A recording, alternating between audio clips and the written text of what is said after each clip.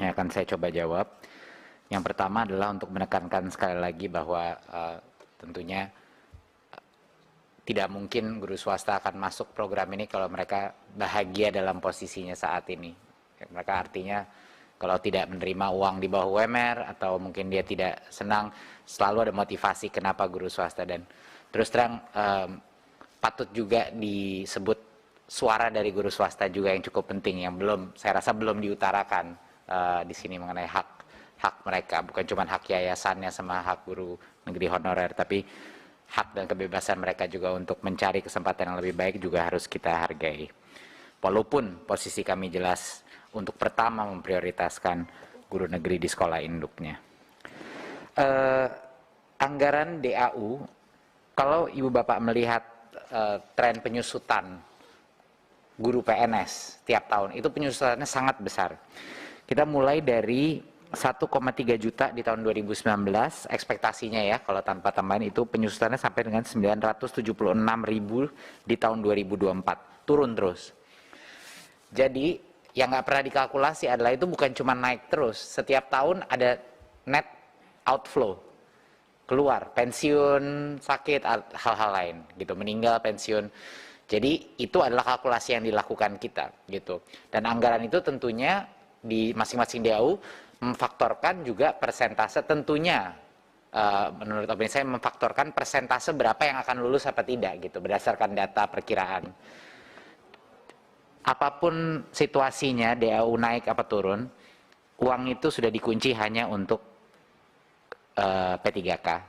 Jadi mau tidak mau kita harus untuk bisa melepaskan atau membuka anggaran itu, kita harus menyediakan formasi terbesar mungkin. Sekarang semua daerah sudah tahu kira-kira berapa persen yang akan lolos tes kita, jadinya sekarang sudah tidak perlu nebak-nebak lagi. Jadi daerah bisa mengkalkulasikan sendiri, di masing-masing daerah mereka akan melihat, dan tidak ada, benar-benar tidak ada alasan ekonomik untuk tidak memastikan 100% formasi sekarang. Atau enggak uangnya rugi, numpuk aja terus di dalam DAU gitu, nggak bisa digunakan untuk yang lain. Jadi itu benar-benar harus dipolkan untuk formasi. Saya mungkin ingin klarifikasi sedikit mengenai ronde-ronde P3K. Mungkin ada tadi ada beberapa komen mengenai ini, tapi saya ingin menekankan sekali lagi, ini bukan ronde 3 selesai ya. Ini terus berulang-ulang. Tiap tahun kita akan ada 3 ronde, 2, 3 ronde dan lain-lain. Ini adalah proses gitu. Kita mencapai ini harapannya ya kita mencapai di 2024, tapi ini adalah ongoing proses yang akan terus kita laksanakan. Jadi bukan seperti ini udah kesempatan terakhir, iya. Karena menurut saya ada beberapa, iya terus. Tiap ronde kita bisa begini. Jadi nggak apa-apa, memang keseruan kita mengoptimalisasi proses ini. Yang penting kan terus maju kan Bapak Ibu. Yang penting maju kita. Iya, iya. Jadinya tahun depan pasti akan ada kita kasih ronde-ronde lagi gitu. Jadi bukannya ini ronde ketiga selesai, tahun ini harapannya 3 ronde dan selanjutnya. Jadi takut ada mispersepsi di masyarakat kayak ronde ketiga tuh kayak yang terakhir, bukan, sama sekali tidak. Akan selalu ada kesempatan. Tadi ada pertanyaan, maaf ya, KIPK tadi mengenai kenapa ada perbedaan di tahun ini. Ya memang target kita harapannya untuk menambahkan target kita dari yang 633.000, harapannya kita bisa naik mungkin sampai 767.000 ya. Memang tidak seperti yang sama mahasiswa baru ya, KIPK kuliah nggak bisa memang karena anggarannya nggak cukup. Ini kita untung-untung nih dapat kalau bisa ditambahkan, tapi tentunya itu akan selalu kita prioritaskan. Lalu di daerah T tadi pertanyaan mengenai banyak yang nggak laku. Banyak sebenarnya daerah khusus yang sudah mendapat tunjangan khusus. Lumayan itu udah dua kali lipat ya kalau nggak salah ya Mas Iwan. Ya tunjangan. Jadi tapi tetap aja bukan cuma uang ini masalahnya. Seluruh disrupsi dari hidupnya, kualitas hidup itu buat orang-orang kita tuh sangat penting, bukan hanya uang. Mau ditawarin berapapun untuk dia tinggal di situ, banyak yang masih aja nggak mau. Jadi ini adalah hal yang harus kita lulus PPG itu kalau bisa dia melakukan 1-2 tahun di daerah-daerah seperti ini sebagai awal dari karir dia, sama kayak dokter ada penugasan. Itu mungkin salah satu ide yang sedang kita pikirkan.